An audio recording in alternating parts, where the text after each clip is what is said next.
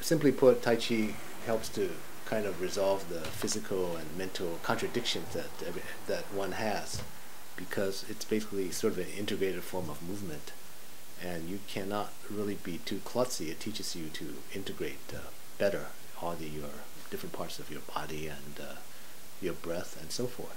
So as I said, it helps to resolve contradictions in the physical sense, and then from the physical it goes toward the mental and the sort of psychic. So it's really a strategy to resolve mental, spiritual, and physical contradictions. As far as advice to the next generation or younger people like yourself, I guess I would say one, maybe it's sort of a two-pronged type of advice. I guess one is to choose your fights carefully. For one thing, for instance, there are many issues, whether it's environmental issues, global warming, more funding for HIV, women's rights, women's reproductive or say control over their body rights, poverty in Africa, poverty down the street, and so forth. Obviously, you're going to be confronted by these issues, whether it's in the media or through your other activities. How do you?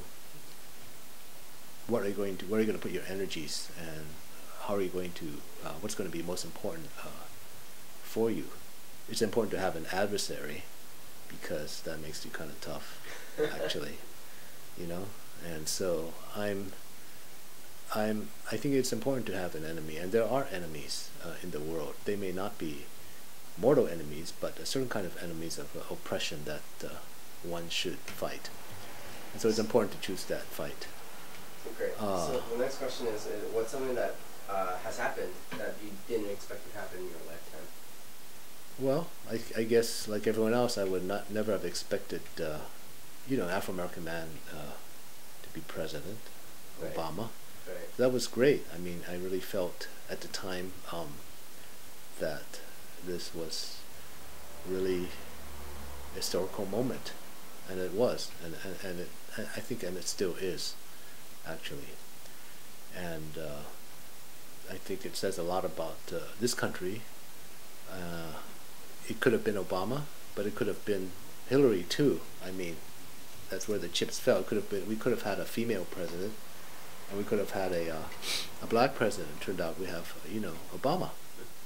I would never have imagined reaching the age of 60, and I would never have imagined many of my political and literary heroes are gone now. And so that's quite shocking that they are now no longer around. I mean, they paved the path. They paved the path. Yeah, and so it's all it's part of a process.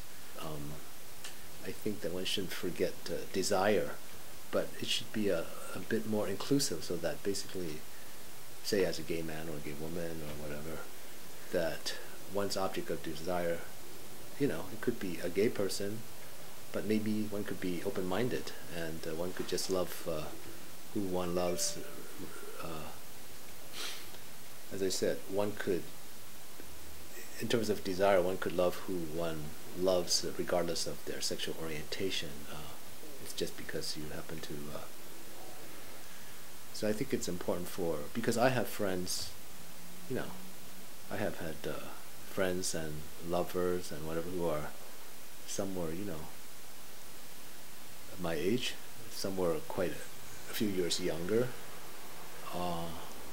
But that really didn't make a difference. It really just depended on a certain kind of simpatico, and simpatico is an old-fashioned word. I guess it just means sort of alignment of certain kind of sensibility. So in terms of desire, one could, I'm not just talking about sexual desire, I'm just talking about desire in the broadest sense, just of living in the world, desiring to, live in the world, to wake up and to appreciate a certain amount of life and death too. One has to appreciate death because it's a natural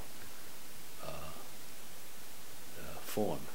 So you wrote one of the first queer and Asian themed poems under a pen name, Wallace Lin. What's the story behind that pen name, and why did you not use your real identity? I think I was 18 when I wrote Rough Notes for Montos, and at that time there was really no such a thing as gay sensibility in terms of Asian American culture or Asian American studies. It just started. So I thought it was easier just to use a pen name. Wallace is because one of my favorite poets was Wallace Stevens at the time.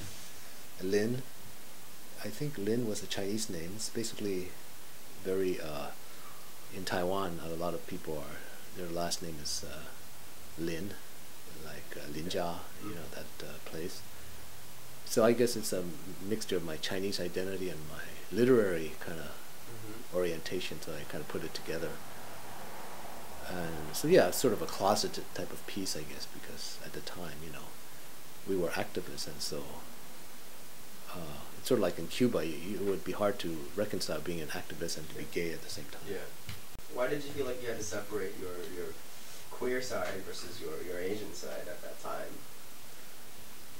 Well, because the queer side was basically sort of I saw it as a white movement, and white people wanting to pull down their zippers or lift their skirts and this and that. And for me, it was irrelevant. It was much more relevant for me to be Asian and to be political. And so for me, to be gay was secondary to my being Asian. Okay. So next question is, you came of age before HIV was discovered. Can you describe the social milieu pre and post AIDS? And in Phoenix Eyes, one of your short stories talks about a Chinese family grappling with homosexuality and AIDS. What's the story behind that? I think the atmosphere is quite different, especially when I was a volunteer at the Asian Pacific Asian Pacific AIDS intervention team in Los Angeles, teaching writing to clients.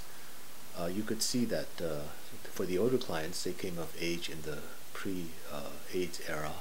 For the younger clients, they were really part of the coming of age of HIV and AIDS. I think,